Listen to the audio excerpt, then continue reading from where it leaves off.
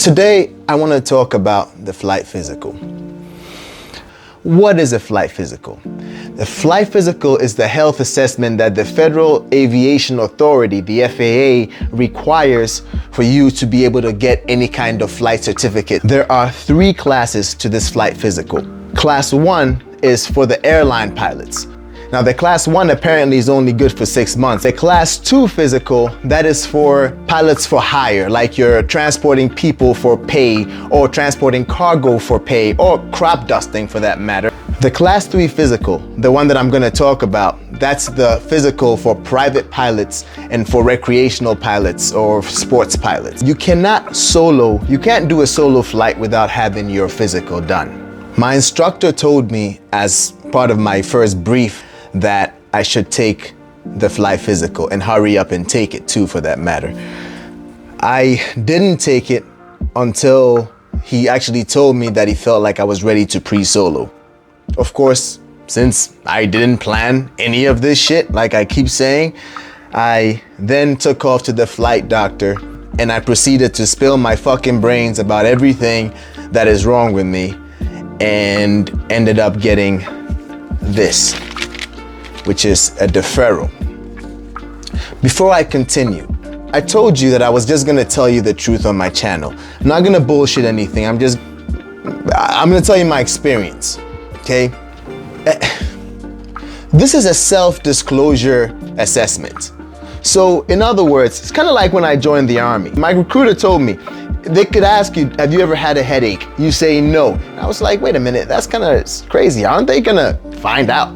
He says you say no, because if you say no, they're not gonna look into it.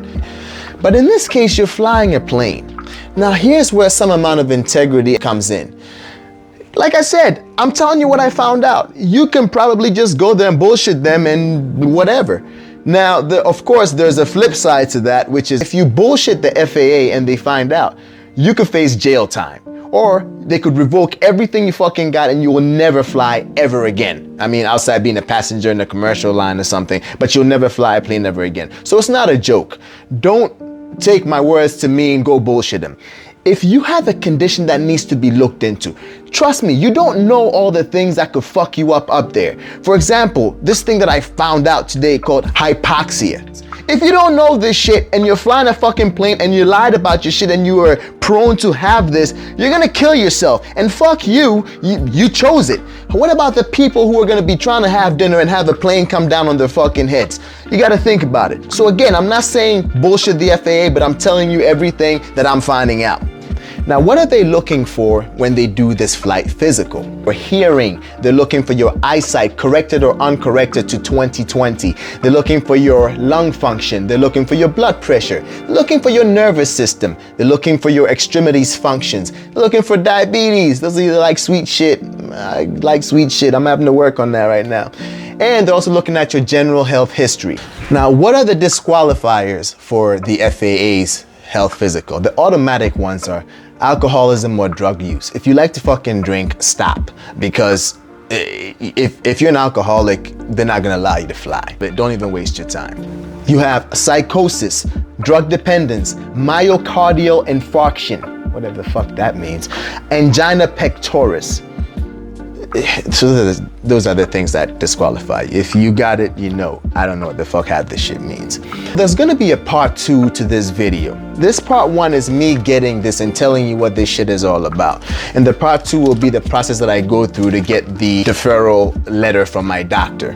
And when that time comes, hopefully it'll be good news. I don't know yet, this is in real time. Hopefully it's good news and I can still fly. Let me explain 3 other things that could happen after you get your flight physical. Number 1, you could just be approved because you're a healthy bastard and you didn't have the problems that the rest of us have. You could get deferred, which is what I got. Thank God. Because a deferral means that the doctor has to go explain my condition a little bit more to the FAA so they can make an actual determination on whether or not I can fly. The third is a denial. If you get a denial, then of course you're fucked. When should you get your flight physical? I would suggest that you don't get the flight physical before your discovery flight or your first lesson. Don't do it. Get in a plane, do it a couple of times, not the first 2 or 3 times when you're going nuts, but do a couple of times so you enjoy it a little bit. After you've done it just a couple of times, go see the doctor. Don't be like me and wait until it's almost time for you to solo, because if you have any issues and your doctor has to work on them, now you're fucked. You gotta wait. You can't do shit. Flying is not like riding a bicycle. If you don't fly for a while, you'll fucking forget. And so the health physical, when should you get it? I would suggest after your first couple of lessons, but definitely not right before you solo.